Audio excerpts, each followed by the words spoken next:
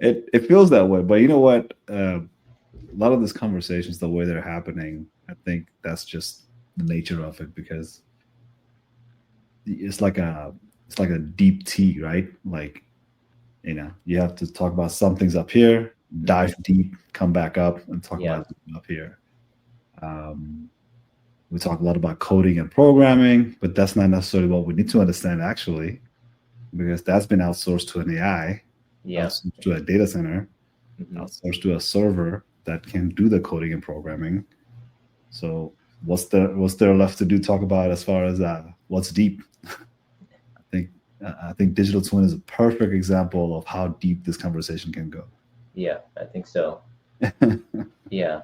But it would help to kind of talk about what a digital twin is and isn't, Yeah, because it's one of and those yeah, and it's I one of won't those risk things that. that's gotten I won't murky. risk that on my side. I'll let you do it. Yeah, sure. So I think the definition of digital twin has gotten a little bit murky because it's going back and forth between lots of different industries and used in so many different ways.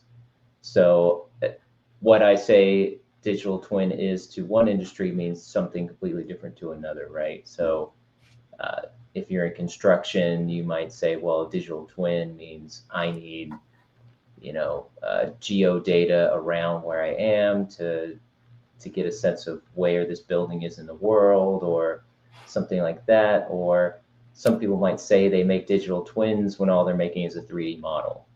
So it goes from a very small digital twin of just a 3D model to some overarching thing of where you've got geo data, you've got sensor data, you've got 3D models, and you might even have immersive tech in there somewhere. So I think what we're talking about when we're talking about a digital twin is that bigger picture kind of digital twin where it's a visual representation of real time data in some way, whether that is a 3D model or if it's something web or if it's just your kind of basic dashboard. But it's something that is telling you exactly what's happening with your asset out in the real world in some digital format. I think that's a good enough definition of it. Yeah, yeah. I mean, you hit on that point, immersive, right? When you say immersive, people just settles in right away. They're just like, okay, all right. It's not that complicated. We're so used to digital twin, like you said, different places will call it different things. I think at one point he said this is just a video game, and when you said video game, people click right away. Oh, digital twin, like an avatar, like so many things that we're so accustomed to. But digital twin is a murky term, right? And I think when me and you were discussing it, I said that if there's a sensor and that sensor is being replicated in the digital world, that's just a computer assisted designing, right? Like I Mhm. can make a copy of the way my cell phone works inside of a computer. Yeah, But if I can run my cell phone from my computer, as in click on a few things, and all of a sudden what's happening in my laptop monitor is also what's happening in my phone, all of a sudden there's a feedback loop that is initiated and things are actually running in my phone just the way I'll be touching it actually. yeah. So the two-way That's that communication. digital twin environment for me, you know? Yeah, that's true. That's a better way of describing the sensor data input output, and there's a Yeah. two-way communication between Yeah. the digital twin and the physical asset, whatever that may be, whether it's Anything physical yeah, asset. If you can start with a clay sculpture and want to 3D print it, or you want to 3D scan it, whatever the case is, and put it inside of a computer, all of a sudden you're able to do funny things with it, right? It's all of a hmm, sudden it's a digital twin. But it can be, the spectrum is so wide, right? So customer border patrol, sorry, customs agent, that's what it's called, customs hmm, agent.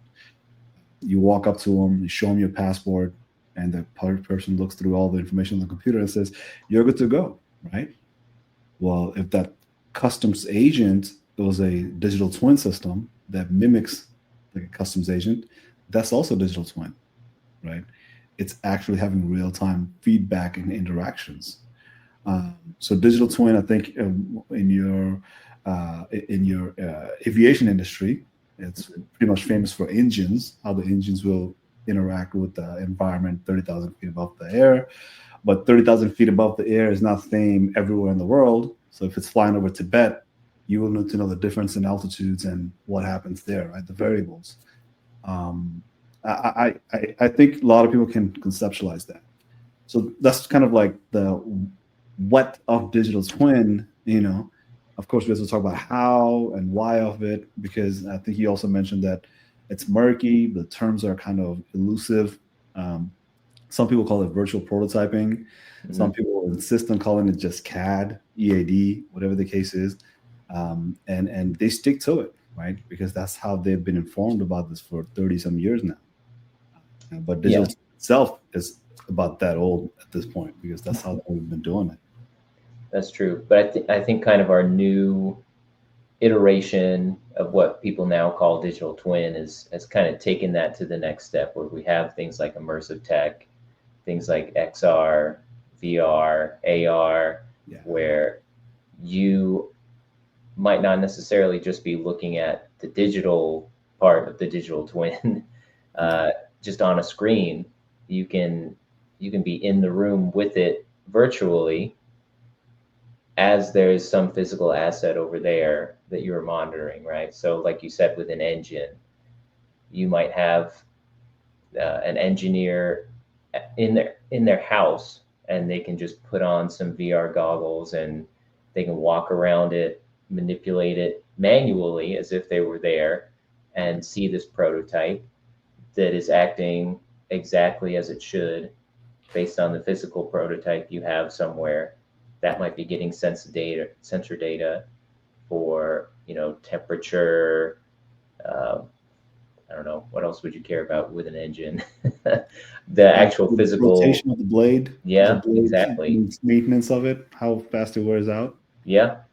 Aircraft maintenance is a huge user of digital twin, right? Because you're talking about these.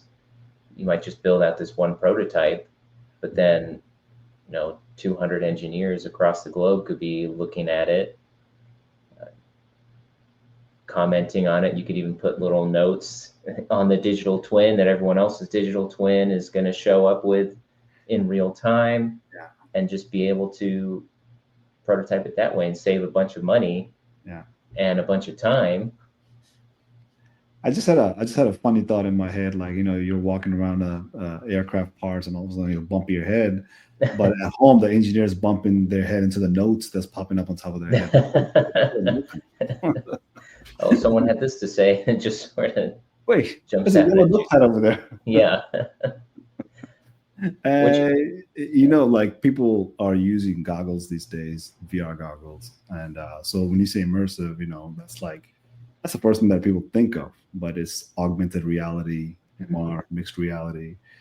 So if you have a device that can do measurement, so I always use iPhone as AR example, because that's literally what people are very familiar with, or no, any phone actually, not just iPhone. You have augmented reality just through your screen. You don't have to actually put it on. The reason VR is so popular is a very narrow use case. All of a sudden you go to AR, it becomes a wider use case. Because if you have a phone, all of a sudden you don't need the VR anymore, but you cannot do certain things that VR can do with AR. And then all of a sudden, if you cannot do immersive, what's the point of even doing this? Like, say, for example, training to teach somebody what an engine looks like, how to take that engine apart without taking that engine apart. How do you reduce the cost of training so that way people are able to do just-in-time training, on-demand training? So the use cases expands and shrinks depending on who it is you're talking to. But VR is definitely limited to a certain point, right? You can't do everything with VR. But with AR, there's a use cases. Some of the ARs, you just cannot do immersive with AR, right? Unless you really spent that money to buy all the screens around you, or holograms and the projectors that goes with projectors, all that stuff. More we talk about these AR, VR, one thing that is really becoming popular is going back in days of the CAD, computer assisted designing or electronic assisted designing, the data centers. Right? I think that's what me and you kind of said. Like, that's the use case that really will save tons of money, because the amount of data centers that is coming in online these days, they're opening them up really, really fast. And they're opening them thinking like, we will have electricity for next 100 years. Who knows? Maybe we'll run out of electricity unless we find a good way to produce it. Yeah, that's a whole different discussion. A whole different discussion. But what if there's a digital twin in the middle to help us guide through the process, so that way we're cutting down on the time and wasted energy, right? Yeah, for something like okay. Yeah, so when you're talking about something like a data center, the digital twin can be sort of an end-to-end solution, right? To where you need to construct the actual building, you need to build your data center, and a digital twin can certainly help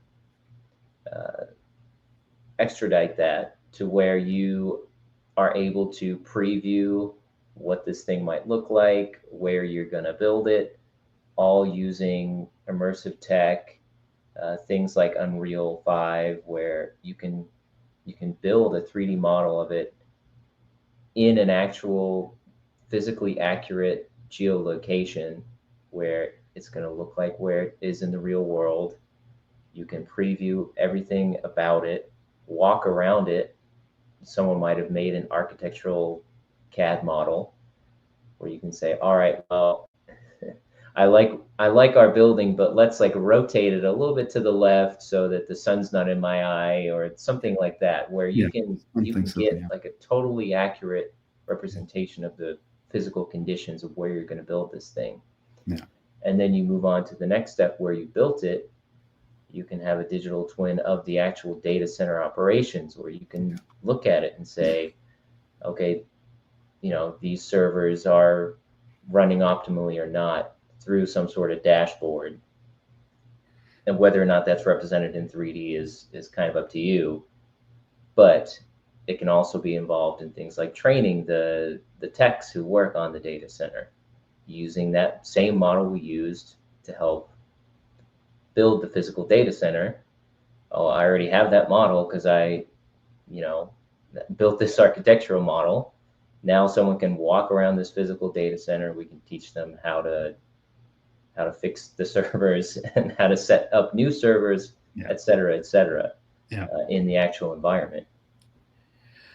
Yeah, I think when you say end to end, it goes beyond, to me, like the life cycle. Let's say, for example, every big project has multiple life cycles inside of it, whatever the case is, and keeping up with it requires a lot of these endpoints, sensors, or lots of these people, process, and technology effort.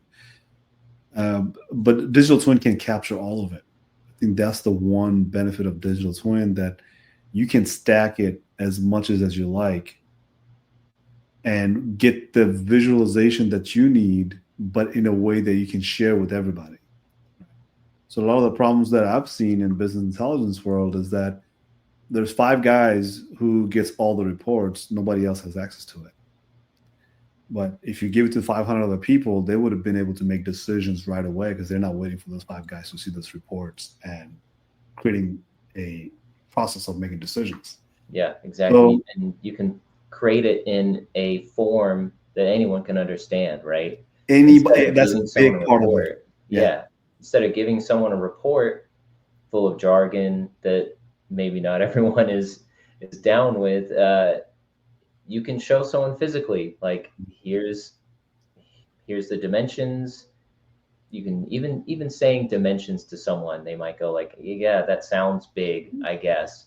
But if you can get someone in there, whether it's in a headset or on a screen even, or even just with their phone, right? You can get a pretty convincing sense of scale just through the AR on your phone.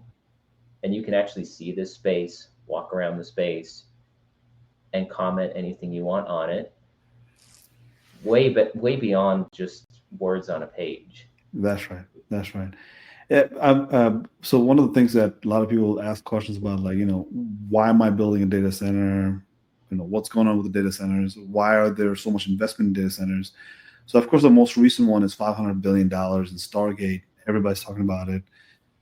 People think $500 billion and don't think much of it because the numbers just get thrown around these days with billions so easily. $500 billion is what Department of Defense gets every year, which is close to $800-900 billion. So if you're thinking about the spending in a data center, and that's how much we're spending on data centers, which is the defense budget is $800 billion. That's how much we spend on almost every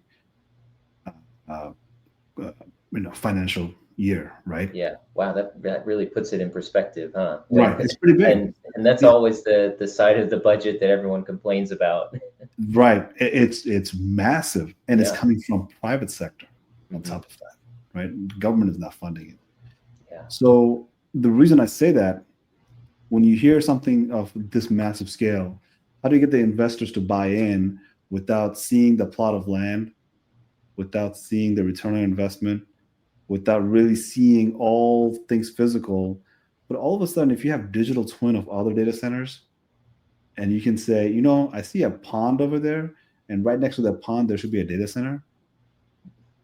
Create that architecture for me. So give me 30 minutes. I'll come back to you and give you an architecture of what a data center would look like next to that pond. Yeah. Not even give me the geolocation, how many miles and square inches of spaces you have. We'll create that digital twin based off of all the other digital twins. That's just to get the buy-ins from the investors. Now think about commercialization of it. Like, is it marketing that piece to the public, saying this is how the data center will look like, and these are all the businesses that will come next to the data center. Now, these are all digital twins still. But here's the difference. Because of NVIDIA, because of ChatGPT, because of large language model, because of all these AI capabilities, all you have to do is type that into your screen saying, there's a pond, as you can see on this real satellite image, put a data center next to it. So when I say 30 minutes, I'm actually articulating the fact that I'm going to go into a computer, type in on a large language model, this is what I want to see. All of a sudden, these things are happening on my screen. I don't have to do drag and drop. If I did drag and drop, probably would be 3 or 4 hours just to create one data center. But within 30 minutes, I can create the data center up to a standard, create all the businesses, all the roads that will lead into the data center, all the things that activity will change, right? Shift in traffic patterns in your I-35, whatever the case is, right? And this happens right away. Don't have to go through architectural process of next 6 months. By the time you take it to the commissioners and say, can we get approval on this one? Where's the paperwork? Oh, I have it right here. Look at this YouTube video. Or even I have it right here. Put on this headset, or put on the headset. Yeah, you can walk around it.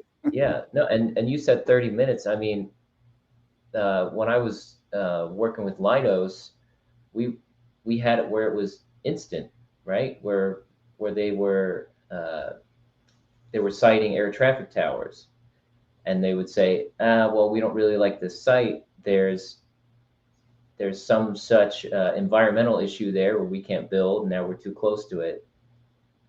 We need to be 50 feet that way. Right.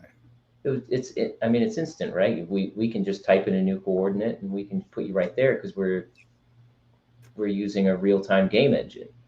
We're taking that game tech and rendering things in real time, 90 frames a second, straight to your headset. Yeah. So when you said 30 minutes, it might not even be that. Right. So depending on if you're doing, how deep those simulations go, it might not even be that. It could be instant, right? I could be sitting at my desk in Dallas. You're somewhere in, Virginia, and I can say, all right, well, I'll just put you there, type a couple of things, and there you are. And that's the connection that a lot of people see, because a lot of people are familiar with that, right? The fact that you can take an IP address, sorry, not IP address, but grid coordinates on a geospatial map and do all sorts of things with it, right? Yeah. But how fast? How do you use large language model? How do you use AI? What's the relationship between AI and digital twin, right? Why do you have to do digital twin 10 years ago? And why do you have to do it today, specifically because of AI? there's a whole lot of unpacking to do because now that digital twin is far more powerful. Because Oh what yeah. you are able to do in a few minutes, uh, it requires that you have years of experience, right? So your people that will engage with the digital twin, they will have to incorporate AI into the mix because of the reference model that you have to pull, right? Because the digital twins has been very powerful, but it's even more powerful because of NVIDIA's USD, right? Universal Scene Designer. It's literally rendering pixel-like quality of things that doesn't even exist. All of a sudden, you can make toy stories just by using a few prompts, Yeah. right? ChatGPT style. I can go on and on and on, but these are all based on AI's ability to render, AI's ability to figure things out off of previous communication. So Florida has gators, Texas doesn't. Should you recommend me building a data centers in Texas versus Florida, right? Because Florida might have something hurricane, right? Yeah. Texas might have something this, Um, I'll just leave it at that. But Yeah. it's That's the an AI interesting connections element. that I want to make, connect the dots here. Yeah. I think what you brought up is an interesting element too, right? Where your large language model, your chat GPT like Yeah. can comment as well on what it knows about that area. To where I say, okay, here's some geo coordinates, uh, put my digital twin there, and it might say something like, oh, based on data I have on this area, this is some sort of environmentally protected spot here.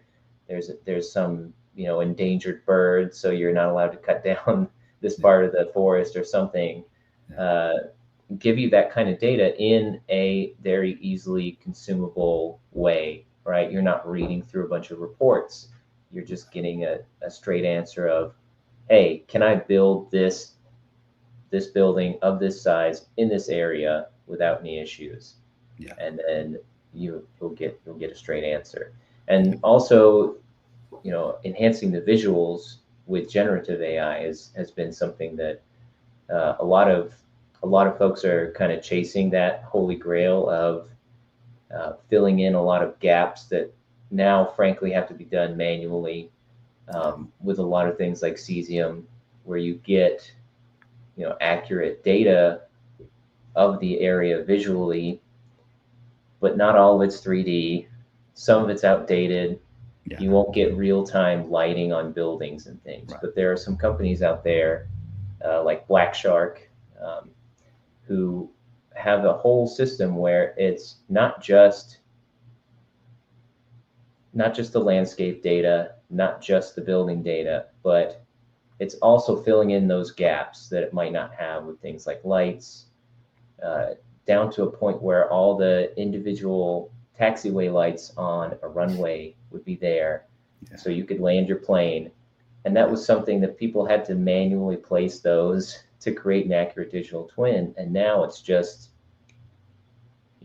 a few prompts, a few clicks, and there you are. Yeah. It's really taking it to the next level. Yeah. I think the power that you bring to this discussion here is that you can say how to get to the shortcut because you've been doing it for so long.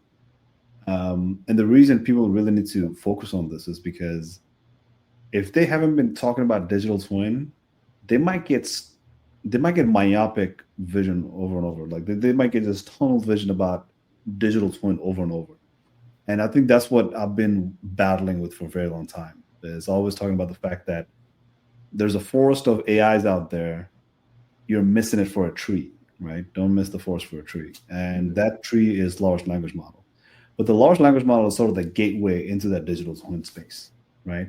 If you can think about it from digital, if you can do it with the large language model, you should be doing it yesterday. Some of the other things that you cannot fix, maybe large language model cannot fix it either. But if the large language model can fix it, go for it. Yeah. This large language model can create those augmentations that you need on a picture that's not really well pixelated. Mm-hmm. So, a large language model can take a command like you recreate using Gen AI, recreate that image, and start plugging in the fence line of an airstrip and say, yeah, there's a fence over there. You should have that visualization as well, because the picture comes from a night and it's very blurry, right? How far is that fence line? How far does the aircraft actually crash, right? So this is the digital twin capabilities. But I think you mentioned something about just reporting and seeing things on a bar charts or pie chart, right, or a graph. That's been another opening of conversations to say, this is not about a physical space only. This is about process as well, because there's a business intelligence component to it that is far beyond just images, right? So again, going into the large language model discussion, what if you could envision what happens throughout the day in your store, like say for example, Auntie Annie's, right? What example can I pick? Let's pick Baskins and Robbins, right? Like how many people were in the line, what happened in the line, what was the customer satisfaction like, what was the customer's interaction look like, right? In real time, you're able to gather those feedback and review them later and say, yeah, I think something we have to adjust here, right? The price of that cone maybe, or price of this flavor, something has to change. So there's processes that we will previously would say, well, that will require a lot of human hours. Now you can take that process and say, I have a security camera. How can I use the security camera to create a digital twin of the stores that I'm monitoring, right? And that's a single sensor hardware that you can turn into your digital twin sensors, and it's actually providing reports at first, but it's actually providing insights in real time. The security camera can also provide early detection mechanism of to say, the mall just got kind of crazy, wacky busy. There might be more customers coming in. We don't know how hot it is outside, but now that we're tracking how hot it is using a security camera, all of a sudden we can articulate the demand signal going up per hour, right? We do that in business intelligence, say, Arizona's always hot. It's going to be always hot. They're going to have no problems getting customers. But at this point in the at this geolocation in the country, the demand is not that steady, right? So you have all sorts of ways that process can be improved with digital twin, but right now we have to rely on a dashboard, and we are mastering the dashboard. Like, oh yeah, you can just imagine how many mushroom-like tools out there's for dashboard. So you can see one more bar at the end of the bars, right? These capabilities of reference model, these dashboard, take that dashboard, remove that layer of visualization of dashboard, all of a sudden you see a digital twin. That is coming to everybody. And that's the reason I was kind of picking like Baskin Robbins or Auntie Annie's, or just a small mom and pop shop, if you will, right? That's thanks to NVIDIA's USD, Universal Scene Designer.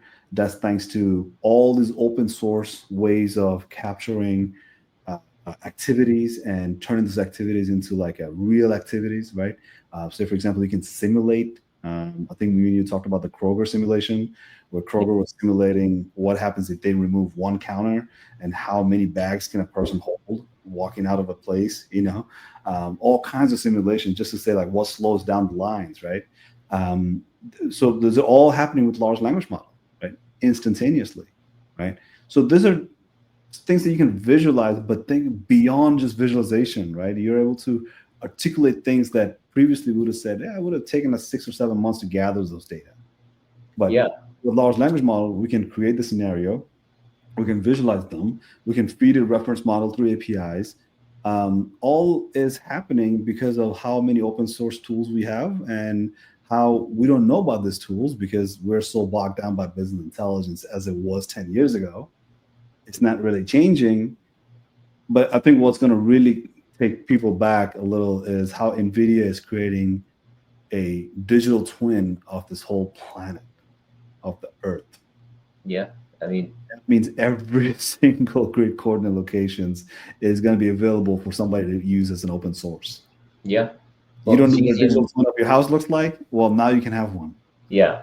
Well, Cesium's gotten pretty close with that. I mean, they use they use the Google Street Maps data for some of their stuff, where you can, it's like going in Google Maps, except you can render it in 3D. Right. You can hop in there and take a look at whatever you want. Take a Some look of at it's a little bit old, but yeah.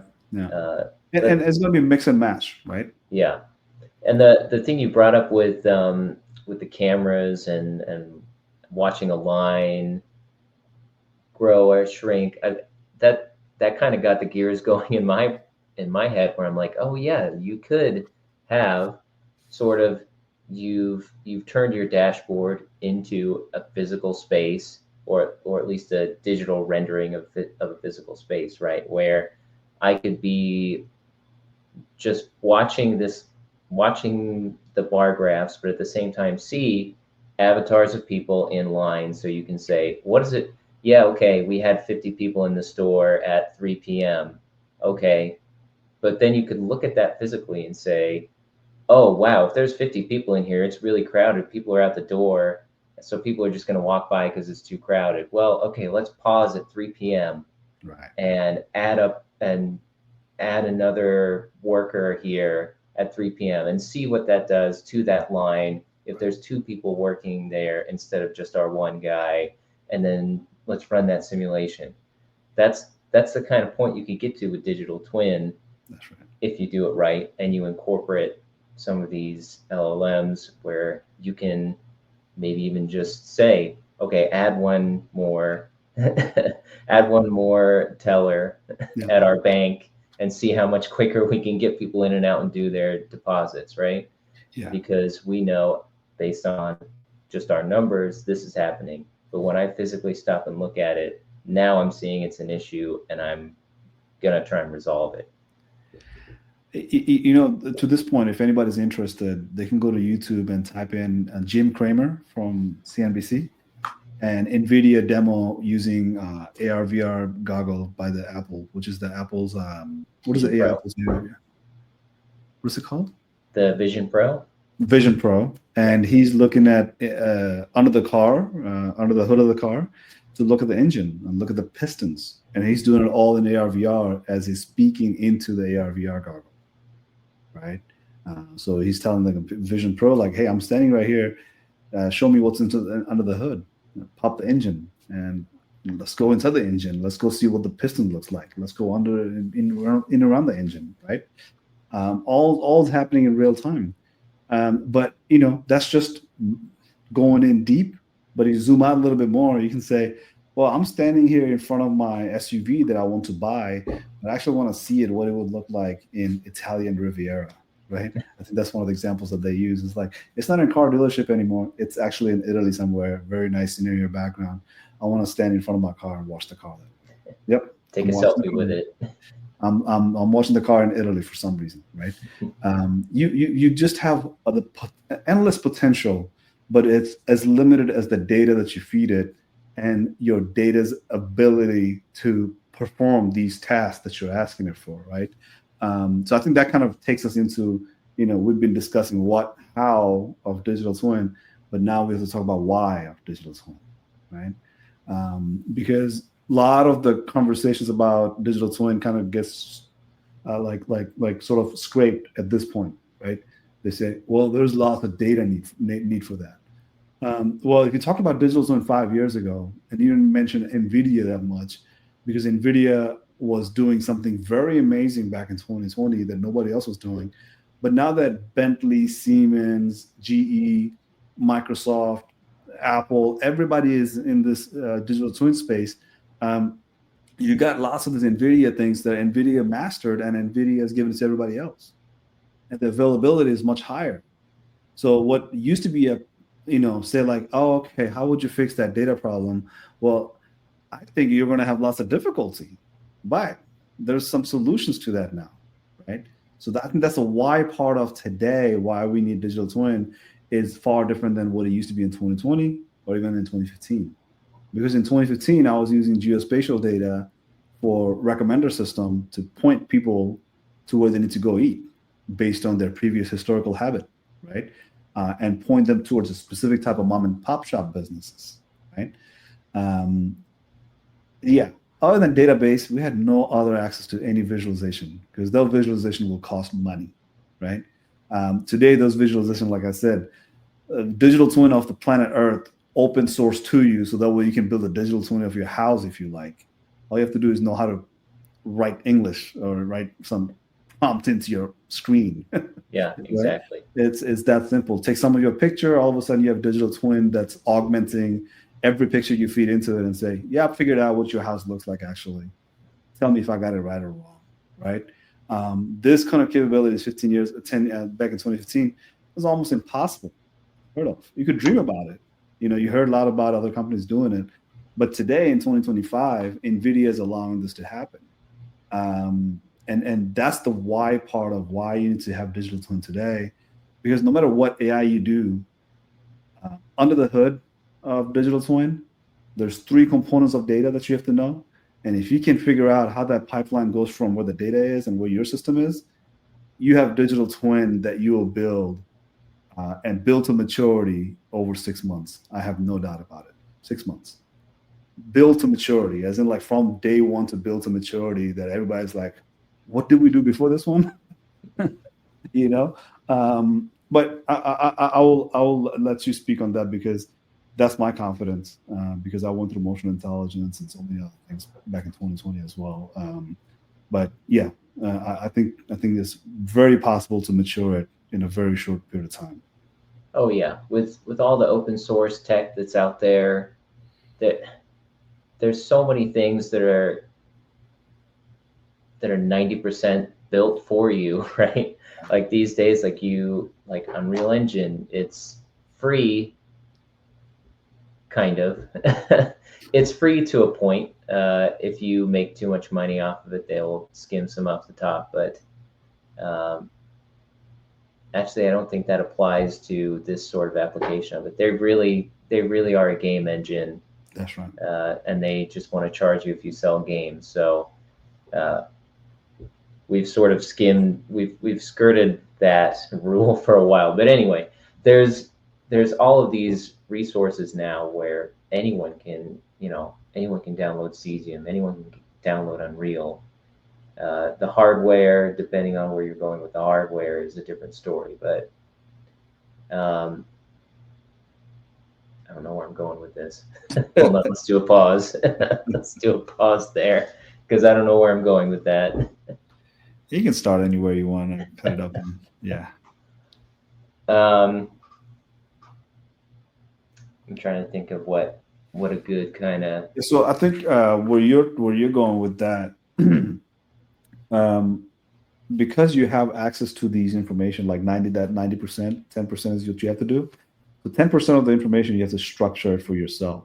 Yeah. And that's what takes the longest because these informations that you have might not be compatible with what you will have from outside coming in. Yeah. Yeah. And so once you merge those data, what you will see is inconsistency. So when I say maturity within 6 months is because you have to monitor and observe this data. Let's call it a sandbox maybe, or a production environment where you just have to keep an eye on it for 6 months. And all of a sudden it's able to do its trick as much as you ask it to. Right? But you incrementally can grow it, incrementally add more features to it. But at the same time, if it's a business process, how do you articulate the historical data to it, train it in-house? And if you train it in-house without ever releasing it in production, you can actually visualize how good it will be in production because you're using historical data, which doesn't harm your business process at all, right? Mm-hmm. You don't have to deploy anything. You can just simulate it. Simulate using your historical data, your archive data. Yeah. So you put it much better than I did. And so I think that's where it gets down to the why part of it is because now you can do so much with data that previously you weren't able to. Yeah. Right? You can process the data. You can process the data from where the data is to where it needs to be, but there's a lot of the shortcuts that you can take, right? So the pipeline is not a squiggly line. It's more like, if I have the data, I know it. If I don't, I'll just live without it. And how do I live without it? Well, I'll let ChatGPT generate those data for me. So if I don't have the image, I'll let ChatGPT create those deep fake images for me. Mm-hmm. If I don't have the text for it, I let ChatGPT fill in the text for me, right? Or if you're looking at it from the record perspective, you're using Power BI as one of your background for the dashboard. You tell Power BI, fill in those informations that's missing anyway. Just see what happens. Well, I filled it in, but there's billion records now. Okay, so run a scenario and tell me where can the deficiency might be, because you know where you filled in the data, right? Like those imputed data, right? So the scenarios are endless, but the variable is what you have to monitor for the next 6 months, right? You can deploy it as fast as you like, or not deploy it, but always have to monitor it for a lengthy period of time, because your variable will catch up to you if you don't monitor it over time. Right? I'll just leave it at that. So you can start all over again. That's fine. Sure. Yeah, let me start that one over again. I'll give it a pause so it. Yeah.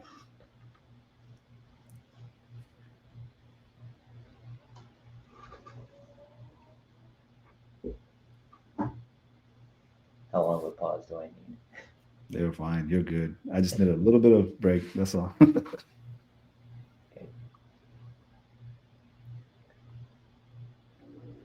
Whenever you're ready. Yeah, sorry. I heard a noise and I was like, I hope that's not a child that's woken up. Okay. So these days we're kind of in a position where a lot of the oh my God, sorry. Man, I understand. It's 12 o'clock at midnight. Yeah. 12 o'clock. We gotta do what we gotta do to sell our shit, right? Yeah. All right, give me a second. So this piece here you can articulate, because this one I will add to that Eventbrite with digital twin workshop. Mhm. There's a video spot there as well. So when people land there, they can click on the video, they can hear about why this workshop is important. There's images and there's videos. So you can start there, like, talk about education, why you need to be educated first, and talk about the shortcuts that you have to understand in order to say, yeah, you can do digital twin, but take a year and a half, or you can do digital twin day and a half. You might come to a different conclusion. Things of that nature. Kind of create that urgency of like, you need to be educated. You need to get started with the right people, sort of. Yeah. Okay, makes sense. All right. Just trying to figure out how to start. I'm trying to remember what you had said that I'm piggybacking off of that you said like 15 minutes ago now. We'll just talk about the why of digital twin, kind of go into the theory of it, why it's important, and what do you think will be the impact of it in the future. Yeah. Mm-hmm.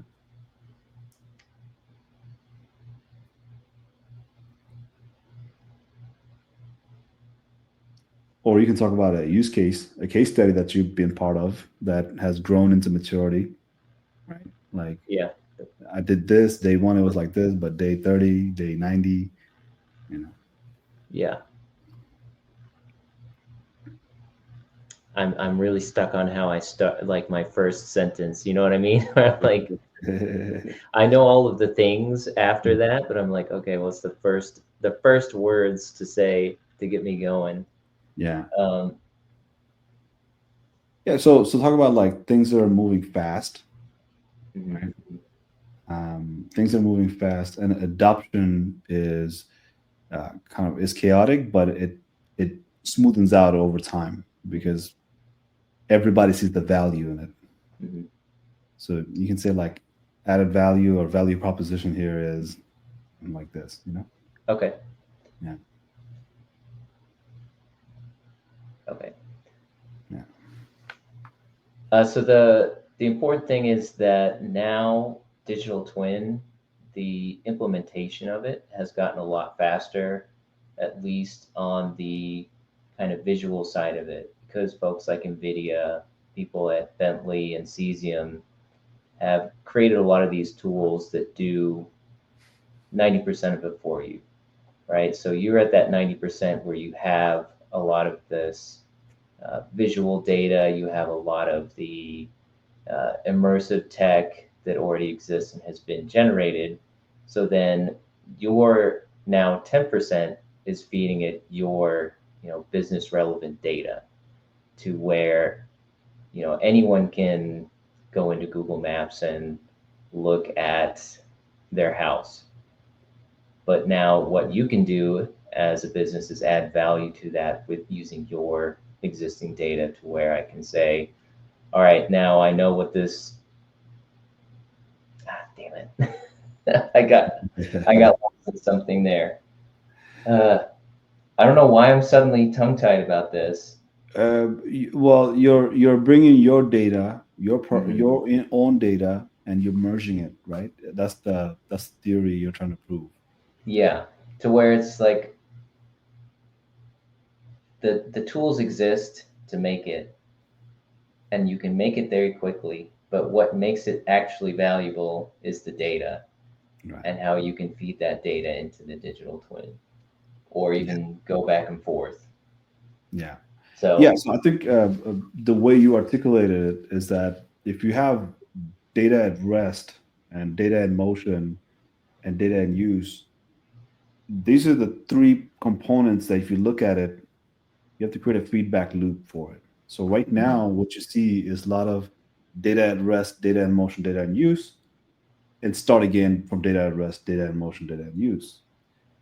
I'm using that as a sort of formula for people to understand that the engine under the digital twin, the way it is today, the way it's not so effective is that it stops and starts again, stops and starts again, rather than a feedback loop. It is continuously happening. So going back to the example I made about if I had a phone that was existing in real world, but I have a digital twin of it in my laptop, and every time I press a button, whatever button I press in my laptop, my phone starts doing that. That's my digital twin. mhm. I have a digital twin of my phone, and considerably, it's every single feature of that phone is in that laptop. Now you have no doubt that's a digital twin, but if you had one feature in there, it is still digital twin. It's just that it's not configured to be everything in your phone, right?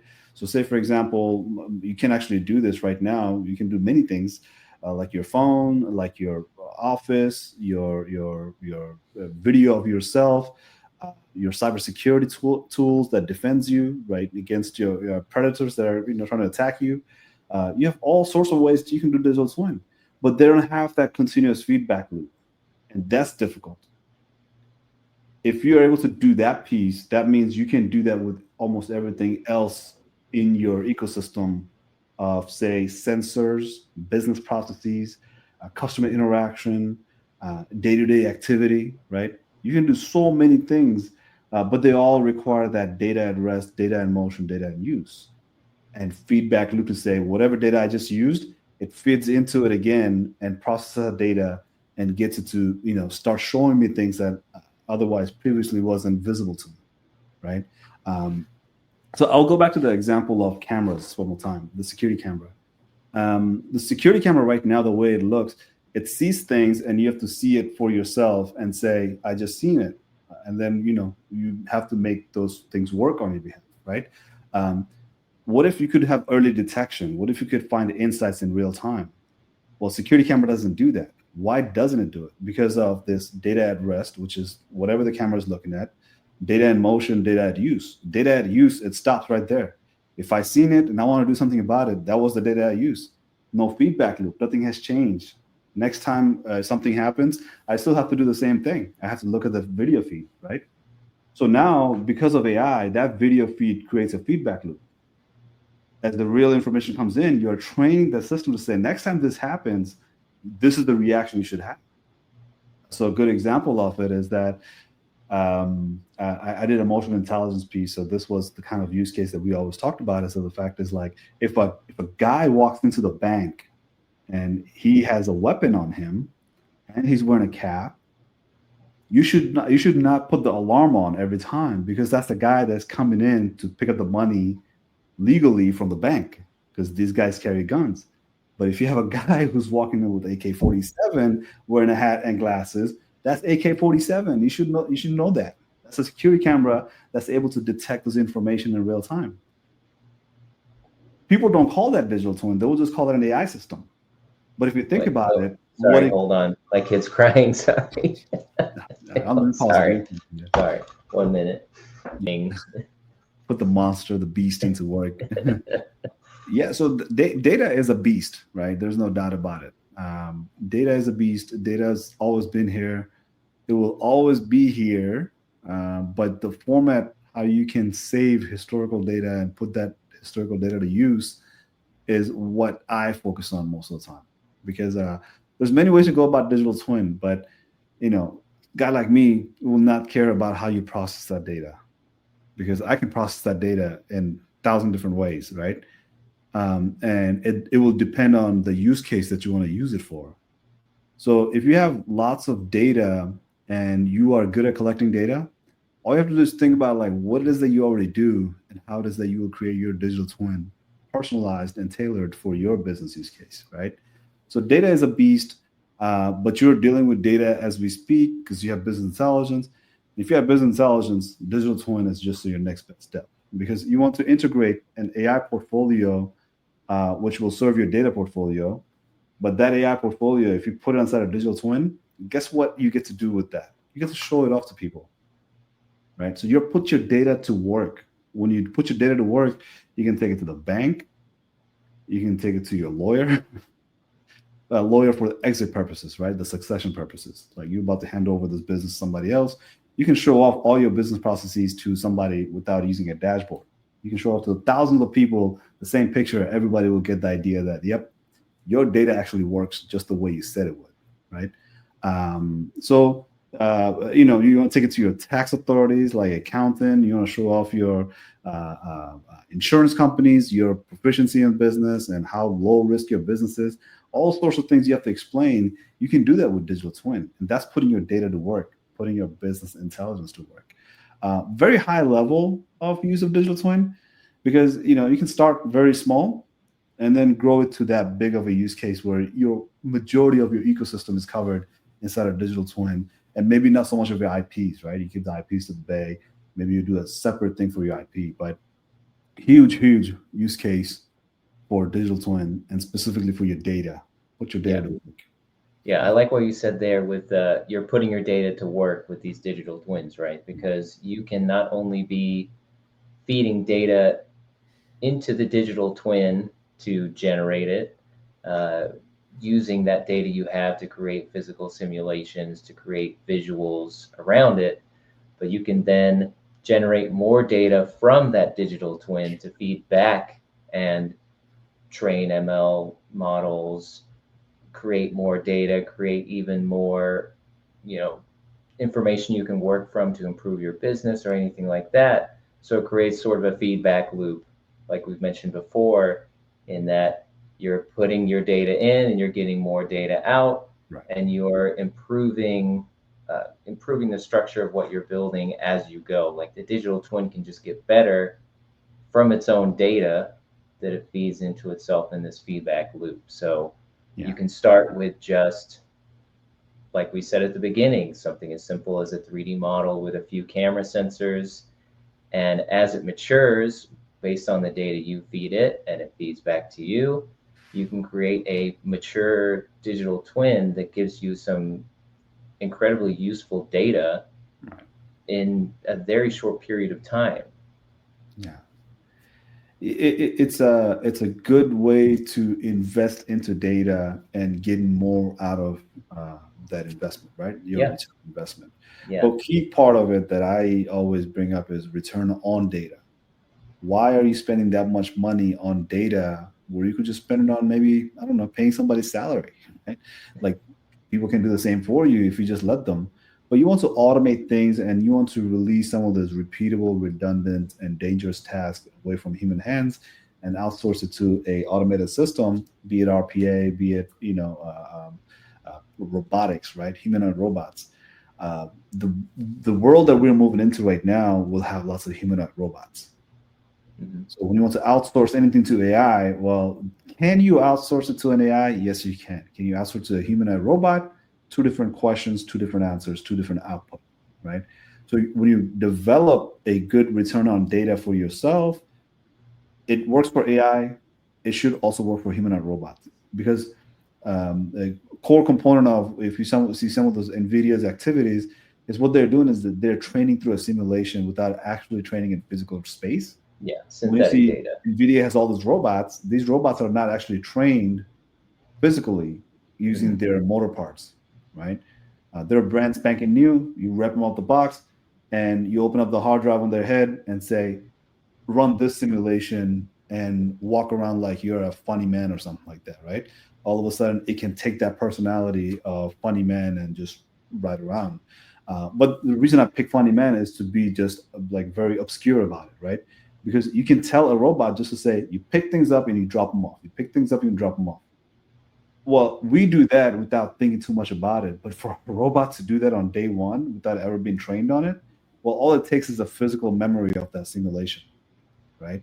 So what it has to do is identify an object and say that object is 5 ton. No human will pick that up. Let me go pick that up and put it where it's supposed to go. And I know that because I have geospatial data built into me.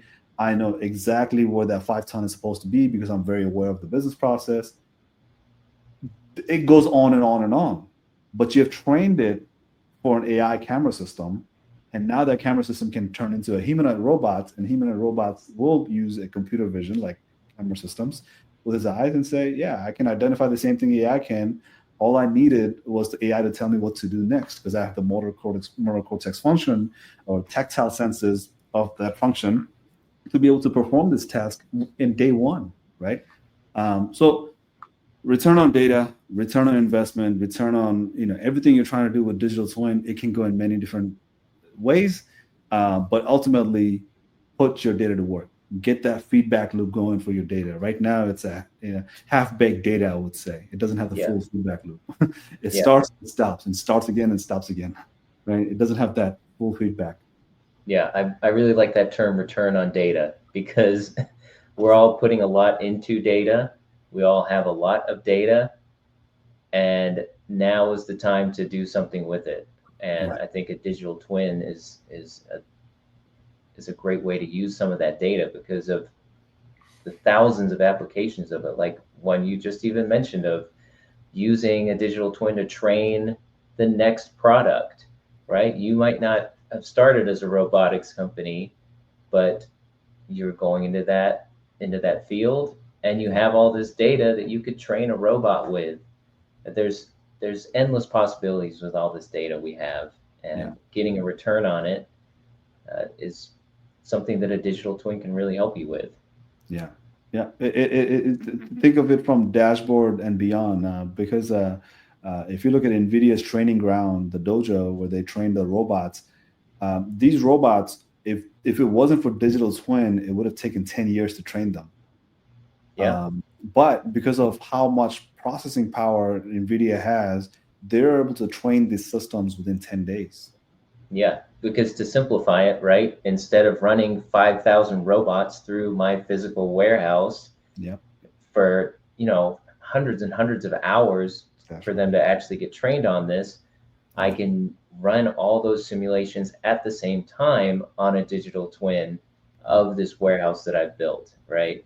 To where they're running around a video game basically and learning it that way instead of me having to build the robot, bring it over there, have it scan everything, or even us going doing LiDAR scans or whatever else. Right. Nope, don't need to do it. We can just have them play a video game for a couple hours, thousands and thousands of times over in a matter of a few hours, and get all that data. The best conversation I've ever heard somebody have, which I wasn't there, but once I heard it, it just made me feel so much more comfortable, because when we visualize things in our head in physical space, we think the robots will have to look like us and do the work just like we do. But the way we do work today is very inefficient. So when you have to do it in a simulated digital twin space, you take a physical space that you're working all day long, and now you tell a large language model to create a robot that will work in that space. That robot doesn't have 2 legs. Yeah, It doesn't even have wheels on it. It literally has 2 arms and it's stationary. And it does all this work because you can actually save by having stationary arms in every part of your office space, rather not office space, let's call it a warehouse. Let's use the example of warehouse. nothing moves actually. It's just the arms, right? It'll be just like in manufacturing shop floor, but in inventory, right? A Yeah. warehouse, Yeah. and everything is moving because there's just arms. That's all you needed. But to make those arms is far more cheaper because those arms probably will require more maintenance. But instead of rebuilding a whole robot, you throw away the arms and replace the new arms with it. Yeah. And those things are not made out of steel or aluminum. They're made out of almost plastic, right?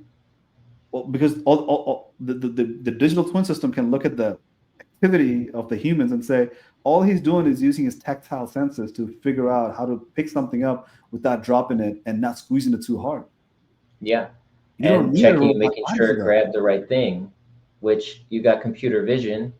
It can know if it got the right thing out of the warehouse, it got the right widget. It can see it with its camera and say, oh, no, that's the wrong thing. That should be on this shelf. I'll grab this thing instead. So yeah, we're at that point where we have the data to train something to do that. Right. It's just about someone kind of taking that opportunity and finding out how to do it. Yeah. So, in our workshops, we always talk about the fact that it's not about the use case; it's about the questions that you're asking. Mhm. Because if you look for a use case, I can lead you to thousands of use cases, but none of them are almost possible for interoperability because you have to drop a lot of them for interoperability purposes.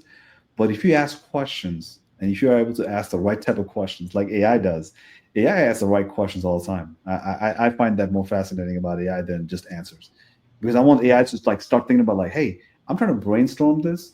What questions do I need to ask? All of a sudden, it asks questions that I'm like, I wasn't even thinking about that, right? So that kind of goes back to the scenario I was describing, where, do we need a robot with two legs?